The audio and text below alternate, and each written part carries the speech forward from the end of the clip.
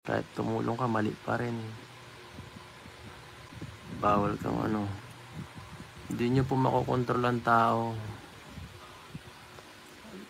Sarili nyo lang po makokontrol nyo. Kaya pasensya po sa mga nagagalit. Sa mga di nyo nagaganda na ano ang mga ano kilos natin. Pasensya na, pero wala po kayo magagawa kasi buhay ko naman po ito. Ano na po sa atin, nagre-reach out na po sa atin. Kaya nga po nagkaroon na ng bistuhan dito. At sino ang promotor? Sino ang gumagawa talaga ng paraan? So, kung dati post lang kayo ng post sa Facebook, at the end of the day, kayo lang din ang sumira sa sarili nyo. Pangalawa, sa plano nila, nagdo-double cross ulit sila. Yung hindi nila papapuntahin sa Hong Kong si Beyonce. Sila po nagdidikta. Kaya pala panay ang panghingi namin dito ng ano, may mga humaharang. Panay ang hingi namin ni Rinzi ng panggastos para kay Beyonce, may humaharang. Dahil may plano pala sila na hindi papuntahin si Beyonce sa Hong Kong. Harap-harapan na nga kami nanghihingi. Kapal na nga mukha namin ni Rinzi. Kapal na nga, sa totoo lang. Kapal na nga. Kaya, kung sino man yung sa alam nyo na humaharang doon sa mga plano na yan, alam nyo na yon. Sino may mga grupo dyan? At alam nyo, sino yung humaharang sa mga plano? Sila yon. Sila yon, mga yon. Sino mga grupo dyan na nag-collaboration? At napapansin nyo, mayroon taong humaharang. Sila yung mga tao na yon.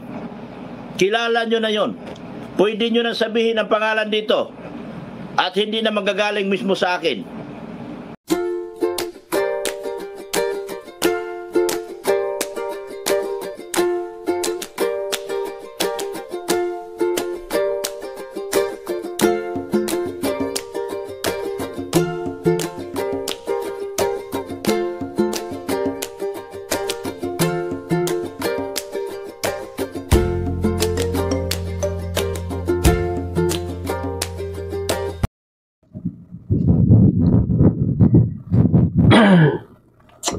Ayun, good morning po sa lahat. Good afternoon. Good evening sa lahat po.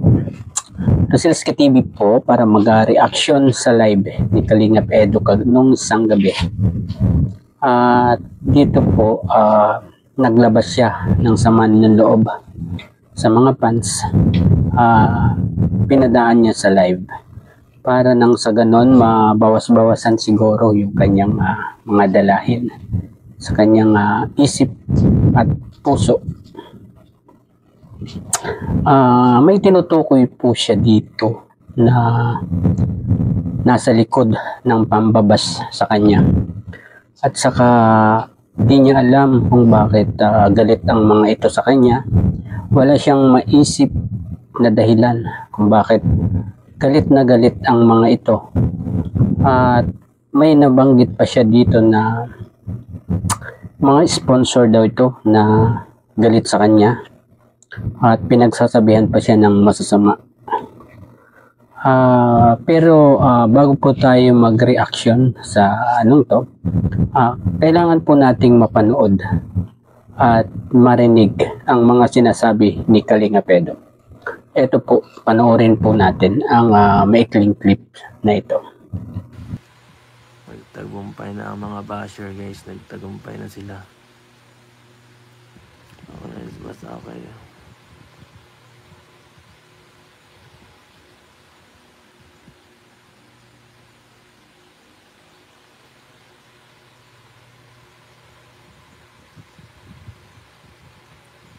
Ay, nakakalungkot naman.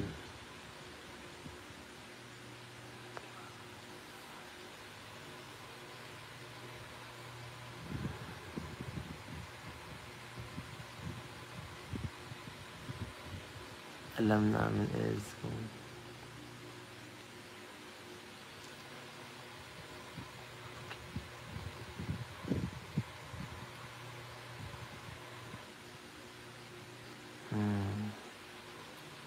Basta po, abangan nyo sa vlog ni Kalinga Prab. And ano na,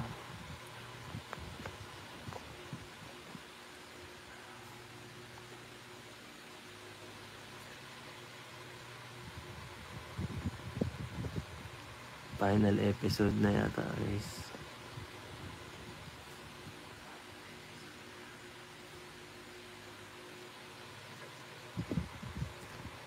Hi.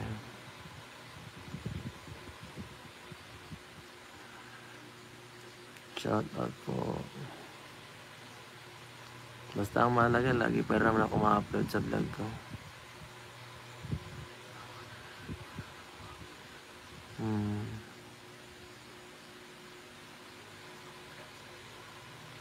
Goodbye, guys.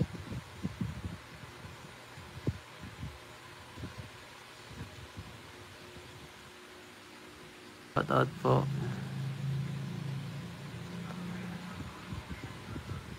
Hi.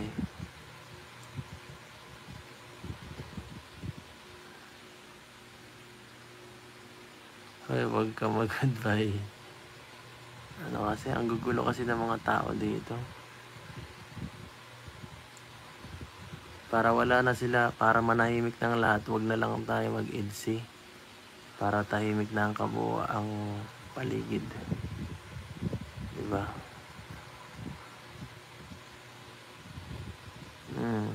Para di na ako isyuhan ng kung ano-ano. Nakakabadiw. Ang dami dito ng ano. Alam nyo po, sa mga taong naninira, hindi ko alam kung bakit galit na galit sila sa akin. Hindi ko alam.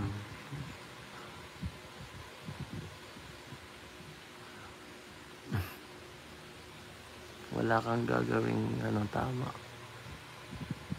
Hindi pwede makipaghalubilo sa kapwa. Mali. Pag nakahalubilo ka sa mali pa rin. Kahit tumulong ka, mali pa rin. Bawal kang Hindi nyo po makokontrol ang tao. Sarili nyo lang po makokontrol nyo. Kaya, pasensya po sa mga nagagalit. Sa mga di nyo nagaganda na mga kilos natin. Pasensya na, pero wala po kayo magagawa kasi buhay ko naman po ito.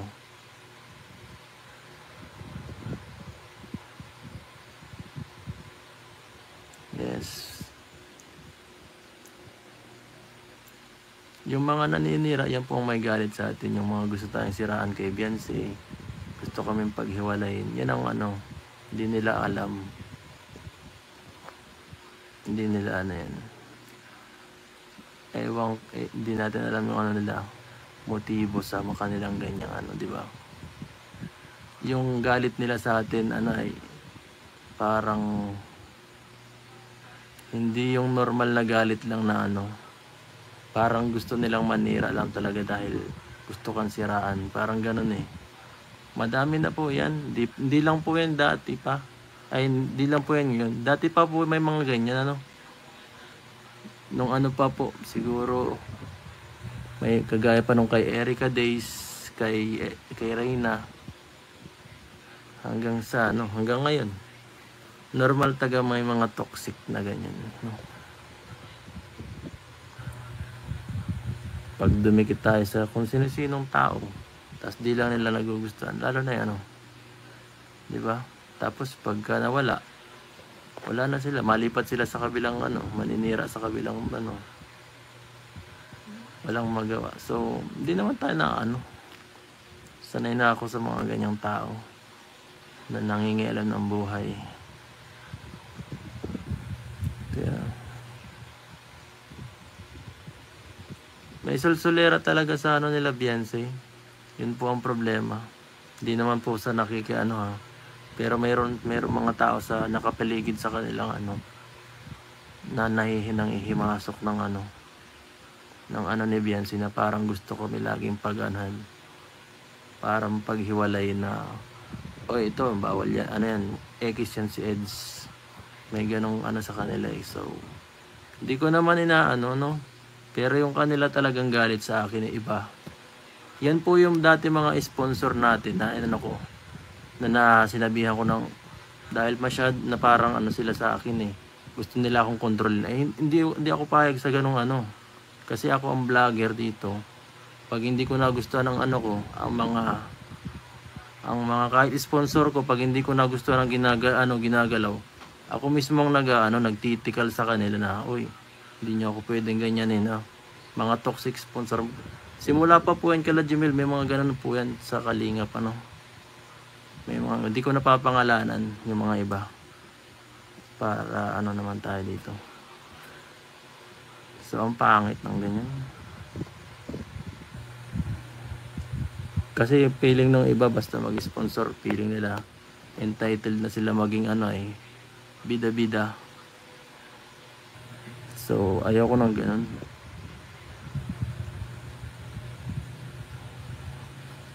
Di naman sa bihira lang tayo, may mga na ano lang ako, medyo na-off lang ako kasi puro ganun nababasa, imbis na ang vlog lang natin tungkol sa kung ano-anong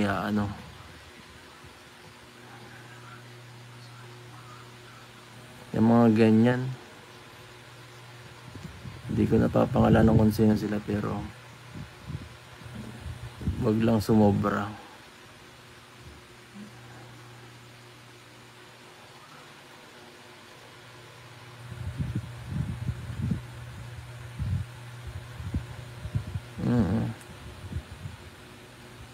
Wag lang sana sumobra kasi syempre di naman tayo lumalaban kahit anong gawin nila sa atin, Pinagbibigyan lang natin ang pinagbibigyan.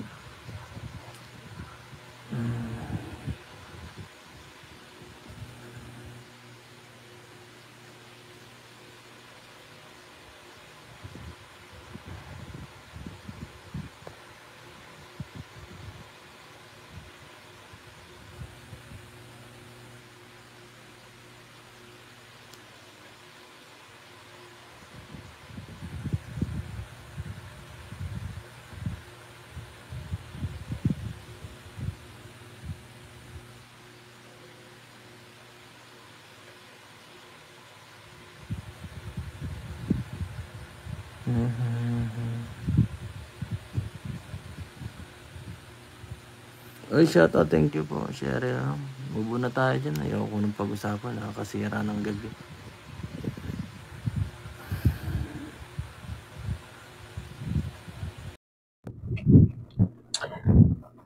Ayun, napanood po natin ang clips sa live ni Kalingap Edo na yun. Ano pong masasabi nyo? Pero ang ganang sa akin po, may nabanggit siya na ito daw ay matagal na sponsor na naging toxic sa kanya at hindi niya gusto ang mga ginagawa, kaya niya binlock ito mga to. At siguro sa galit ng mga sponsor, ayan po ang ganti sa kanya. At kita naman natin na maiyak-iyak talaga si Kalingap Edo, siguro sa sama ng loob kasi gusto ng mga ito na paghiwalayin sila ni Beyonce at sirain ang EDC, kumbaga. Maganda rin naman ang paglabas ni Kalingap Edo ng sama ng loob na yan, kasi kahit papaano mababawasan ang kanyang dalahin, kagaan-gaan ang kanyang dibdib sa ginawa niyang to. At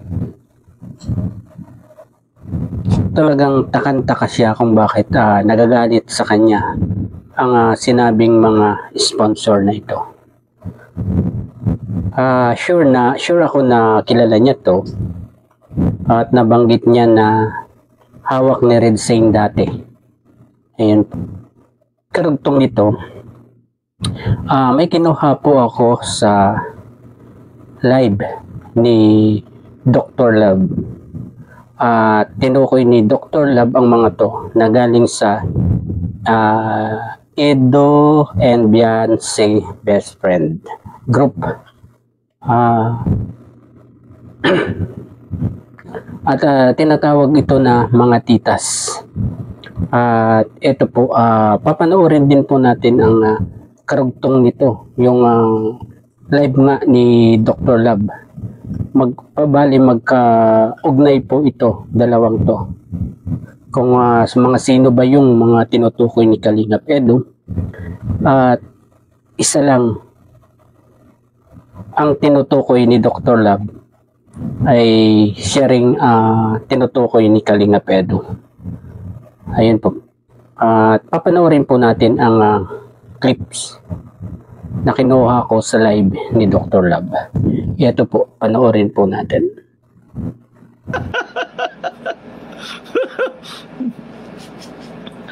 Oh, andito po. Wala daw. Sila na po ang nagbibistuhan ngayon. Di, nagkaanuhan na sila, nagturuan na sila. Nagturuan na kasi sila. Sila na po. Lahat ng mga nadadamay, nag-ano na po sa atin. Nagre-reach out na po sa atin. Kaya nga po, nagkaroon na ng bistuhan dito. At sino ang promotor? Sino ang gumagawa talaga ng paraan? So, kung dati, post lang kayo ng post sa Facebook, at the end of the day, kayo lang din ang sumira sa sarili nyo. Gising ka, pagalitan ka, habi mo. Kawawa nga si Edo dito. Alam ko si Beyonce hindi nakikinig sa kanila. At alam ko, walang kalam-alam si Beyonce doon sa mga plano nila. Ha? Wala talagang alam si Beyonce sa mga plano nila. Ha? Oh. Ayan, nakapin niya yan ah. Hindi ba ninyo binabasa nakapin? Oh, yan. Yan, tama yan. Ayan, hindi po siya nagpapasulsul sa iba. Basta sinabi ko na sa inyo, galing sa grupo ng Beyonce Edo Best Friend. Ha? Sino kaya ang totoo? Ay, si Kuya Bal. Basta ang katotohanan po, hindi po nila nakukuha si Beyonce. Pero sila talaga, sila yung nagpalabas kay Joyce. Para palabasin na may relasyon si Edo at saka si Joyce. Ha? Kaya si Beyonce dito nagsabi na hindi siya kailanman nagpasulsul dahil hindi siya nagpasulsul kahit kanino. Pero ang mga plano ng mga titas na ito masama noon pa man. Sila ang may gawa sa paglabas ni Joyce. Sila po ang may gawa. Binayaran nila ng salapi si Joyce para palabasin at pagsilusin si Beyonce. Walang kalam-alam si Beyonce dito. Walang kalam-alam si Beyonce dito sa plano nila. Maring hindi natin alam. Maramang, kumbaga, nagdo-double cross sila dito. Dino-double cross nila yung bata. Ha? Dino-double cross nila yung bata. Ito ang style na talagang double cross ang tawag dito. Mabait sila sa bata, pero sa talikuran may ginagawa silang hindi maganda sa bata. Unang-una, pangalawa sa plano nila, nagdo-double cross ulit sila. Yung hindi nila papapuntahin sa Hong Kong si Beyonce. Sila po nagdidikta. Kaya pala panay ang panghingi namin dito ng may mga humaharang. Panay ang hingi namin ni Rinzi ng panggastos para kay Beyonce, may humaharang. Dahil may plano pala sila na hindi papuntahin si Beyonce sa Hong Kong. Ha? Harap-harapan na nga kami nanghihingi. Kapal na nga mukha namin ni Rinzi. Ha? Kapal na nga, sa totoo lang. Oo. Kapal na nga. Kaya, kung sino man yung sa alam nyo na humaharang doon sa mga plano na yan, alam nyo na yon. Sino may mga grupo dyan? At alam nyo, sino yung humaharang sa mga plano? Sila yon. Sila yon, mga yon. Oh, sino mga grupo dyan na nag-collaboration? At napapansin nyo, mayroon taong humaharang. Sila yung mga tao na yon. Kilala nyo na yon. Pwede nyo na sabihin ang pangalan dito. At hindi na magagaling mismo sa akin.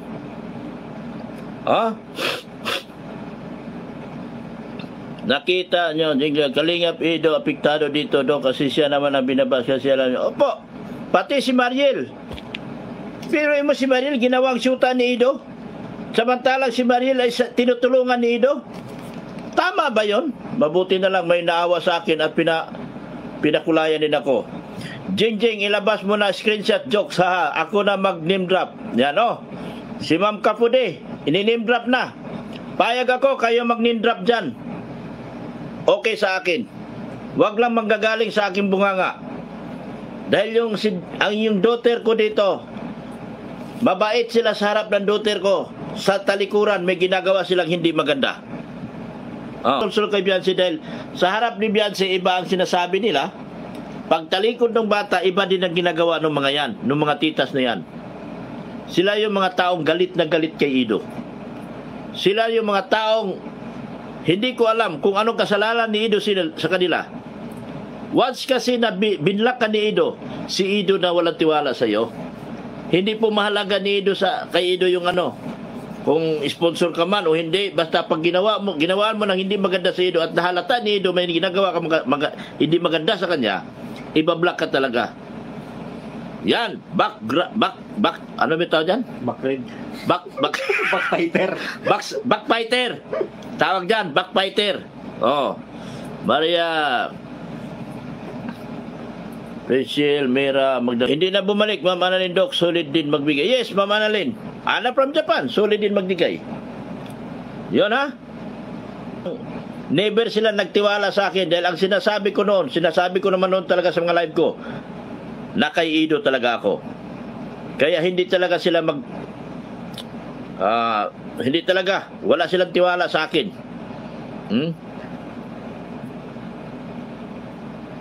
Kahit sa akin man. Yan. Nawala na nga po si Sir Winnie. Nanakaw na. Ninakaw na yung isa kong sponsor.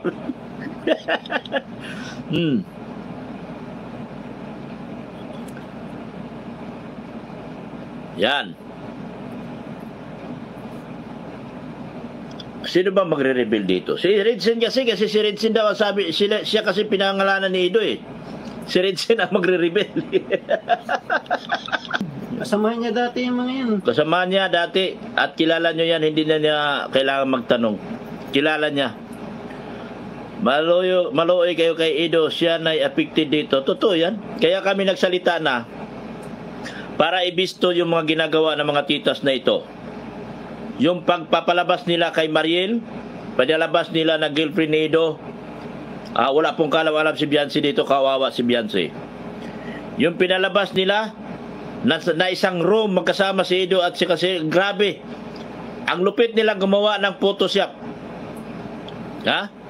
Humingi sila ng picture kay Joyce na nasa isang tas nilagay si Ido. Grabe, ang lupit nito mga ito. Gumastos sila ng pera pero hindi sila nagbigay ng malaking halaga sa pabahay ni Beyonce. Ito ang katotohanan. Wala ako nakikitang naglatag sila ng pera para sa pabahay ni Beyonce. Nag-contact na, tagal na. Tubaga taon po nang nangutana kong nabay GC sila, sabi sila bibibi. Murag wala. Murag wala, parang wala. Wala silang GC ni Beyonce. Kung meron man nakipag-connect, siguro ibang tao nakipag-connect para sa kanila. Di natin alam. Mahirap kasi magsalita kasi wala tayong nakita eh. Pero ito mga ito, backstabber talaga. Mabait sila kay Beyonce sa harap. Pero meron silang ginagawa sa likod ni Beyonce. Sila po yung gumagawa talaga. Yung grabe pambabastos nila sa pagkatao ni Ido. Yung kay Joyce pa lang.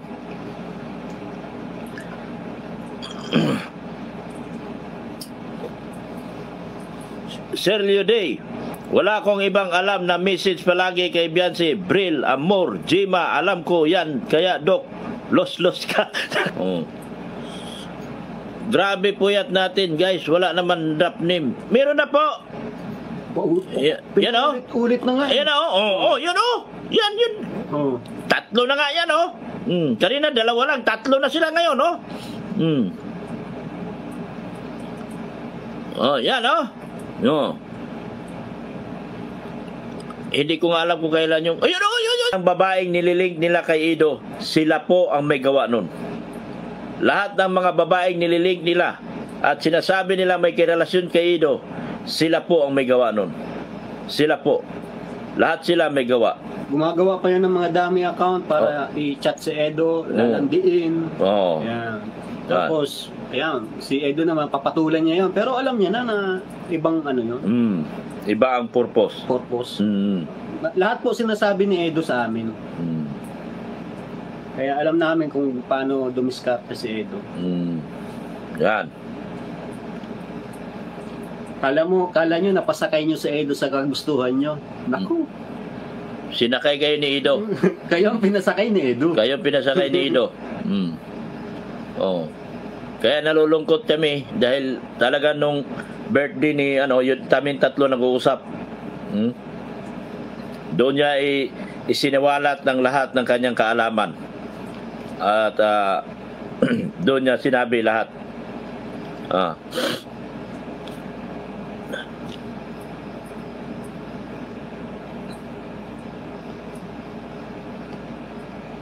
Di na kailangan ng name drop. Andyan na kitang-kita ang pangalan. Ayan po. Linaw-linaw na. Linaw na. Malinaw naman po talaga. Hindi na kailangan ng name drop dito. Pagalingan na lang to ng isip at sa mga reactors dyan at mga kasama ko sa BIOS. Alam nyo na yan. Birahin nyo na kung anong gusto nyo birahin. Alam nyo na yan. Nagsasabi na kami sa inyo. Nandyan na yung mga pangalan, kinukomment na yung mga pangalan, kayo na pong bahala kung sino sila. Mga sabihin mo, ang totoo, Doc, kasi may nag-PM sa akin about kay Mariel. Si Clarissa ang tulay na tinulungan ko, kaya ang contact ni Bianci, Doc, si Jima Amor lang. Alam sa tita, reveal mo. Nan? Sila ba ang nagsumbong sa iyo, sir? Sila ba? So ako nagkakaano na ito, nagkalaglaga na. Naglaglaga na ito. Ang katotohanan, lahat ng kwento dito ay ginamit. Lahat ng mula kay Joyce hanggang kay Mariel, hanggang kung kani-kaninong pangalan, lahat ay gawa-gawa lang po yan. Sila din yung gumagawa. Sila din yung gumagawa lahat nun. Silang nagpalabas kay Joyce, binayaran nila si Joyce. Sila din ang nagputo, ano yung tawag yan? Editor. Nagputo editor ng mga picture. Na kunwari nasa motel si Edo at si Joyce. Sila din yun. Sila din yung mga nagpo-post sa mga Facebook gamit ng ibang pangalan, fictitious name. Sila din yun. So alam nyo na siguro kung sino-sino itong mga ito. Alam nyo na siguro. Yan. Kasi alam nyo, gumagawa kayo ng kwento na magkasama si Mariel at Ido. Well, ang alam nyo, nung linggo si Ido at Bianci ay nag-vlog. Magkasama sila dalawa. Pero yung pakalat kayo ng kwento, linggo daw. Magkasama si Mariel at Ido. Walang kalam-alam yung bata na tinitira niyo yung bata sa talikuran. Na si Ido at Bianci nung linggo ay nag-vlog. At sinabi ko nga magkasama. Yun yung nagkagulo yung live ko nung linggo Kasi may sinasabi si Ido nakipagkita kay Mariel. Pero sino yung mga titas niya na gumagawa ng ganyan? Sila din yung mga titas na gumagawa na si Joyce pinalalabas nila na siyuta ni Ido. Sila din yung mga titas na gumagawa na si Mariel ay siyuta ni Ido. Sila yun. Sila yun. At sila rin yung mga titas na nagplano na hindi pasamahin si Bianci sa February 13. At hinihikayat nila yung bata. Pero ang sabi nga ni Bianci, hindi ako, may sarili pa akong desisyon para magpasulsul sa iba. Yan ang sagot ni Bianci. Ayun po, narinig po natin ang isang clip na galing sa live ni Dr. Love. At binulgar niya dito kung mga sino. Di man nila pinangalanan, pero ang mga viewers ang naglatag ng mga pangalan nila. Kung mula sa simula napanood nyo ang mga vlogs at mga pagpapasalamat ni Beyonce, malalaman nyo kung sino yung mga titas na tinutukoy ni Dr. Love na siyang nambabas kay Kalingap Edu kasi ayaw nila kay Kalingap Eds. At takado naman ako dito sa mga titas na to, no? Anong iniayaw nila kay Eds? At kung ayaw nila kay Eds, sino ang gusto nila? Di ba? At yung mga pagpapalabas ng mga issue na mga lumalabas na girlfriend ni Kalingap Edu, ay sila rin pala ang may pakana noon. Pati yung tinutulungan ni Edu na si Mariel, pinapalabas nila na nililigawan ni Kalingap Edu or girlfriend ni Kalingap Edu, na yun naman kasinungalingan. Grabe tong mga titas na to, no? Kung sino man po kayo, sana po siguro may puso pa rin naman kayo, di ba? Sana huli na yung mga pangbabash nyo kay Kalingap Edu, paggawa ng mga issue na yan na nakakasawa na. At napapansin ko rin na sa tuwing may achievement ang EDSI at tumataas ang views, lumalabas ang mga issue. Siguro kayo rin ang may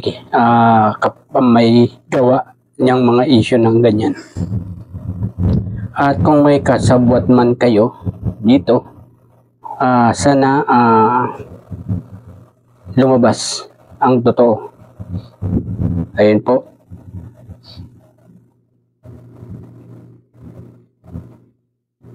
Grabe. Walang kaalam-alam si Beyonce sa mga pinaggagawa nyo. Kababait nyo kapag kaharap nyo si Beyonce, pero pagtalikod ni Beyonce, kung ano-ano na ang pinaplano nyo pala. Mga titas. Dapat kasi kung mahal nyo si Beyonce, papayuhan nyo siya ng maganda, hindi masama. Ano po? Baka nalilimutan nyo na kung hindi dahil kay Kalingap Edu, kung hindi siya na partner kay Kalingap Edu, makikilala nyo ba si Beyonce? Diba hindi? Tapos ganyan ang ginagawa nyo kay Kalingap Edu. Ayun, hanggang dito lang po ang ating pagre-reaction. At pakisuportahan po ang ama ng Kalingap, Kuya Bal Santos Matubang, at Nete Vlogs, Kalingap Rab, Kalingap Edu, Dr. Love, Kalingap Dan, Kalingap Tata. Ayun po. Bye-bye.